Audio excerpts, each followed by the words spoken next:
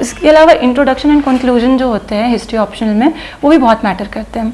जब आप इंट्रोड्यूस करते हैं किसी आंसर को, किसी क्वेश्चन के आंसर को, तो वहाँ पे एक तो आप फैक्ट्स लिख दीजिए। ये तो जीएस पे भी अप्लाई होता है कि आप डायरेक्ट फैक्ट से स्टार्ट करते हैं तो उसका वैल्यू ज़्यादा बढ़ जाता है। तो ऑप्शनल में भी सेम चीज़ अप्लाई होती है। लेकिन एक लाइन में फैक्ट लिखा और नेक्स्ट लाइन में उसको एनालाइज कर दिया या डिमांड को एक्सप्लेन कर दिया तो वो बेटर रहता है। तो थोड़े से इलाबोरेट इंट्रोडक्शंस हो सकते हैं हिस्ट्री ऑप्शनल के आंसर्स में। कंक्लूजन में भी ऐसा ही है। कंक्लूजन में आप एक तो ये कर सकते हैं कि समराइज कर सकते हैं जो आपने बात किया है, बट अक्सर ऐसा होता है कि उसकी मतलब उतना टाइम नहीं बचता है।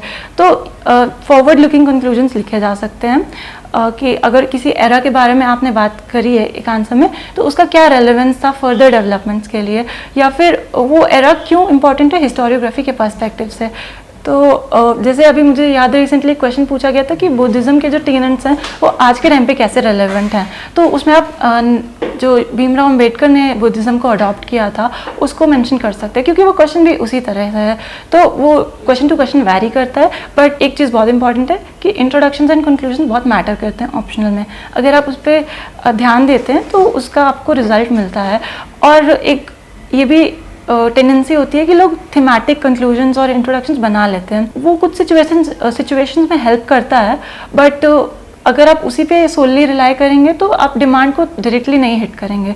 तो मोस्टली कोशिश करिए कि आप ऑन स्पॉट कंक्लूजन और इंट्रोडक्शन और कंक्लूजन बनाइए, वो ज़्यादा बेटर रहता है। बट अगर कुछ टॉपिक्स होते हैं जो कि बहुत ज़्यादा क्लीशेड हैं, जो पूछ लिए गए, वहाँ पे आप थीमेटिक इंट्रोडक्शन और कंक्लूजन यूज़ कर सकते हैं। तो ये आंसर राइटिंग के बारे में था।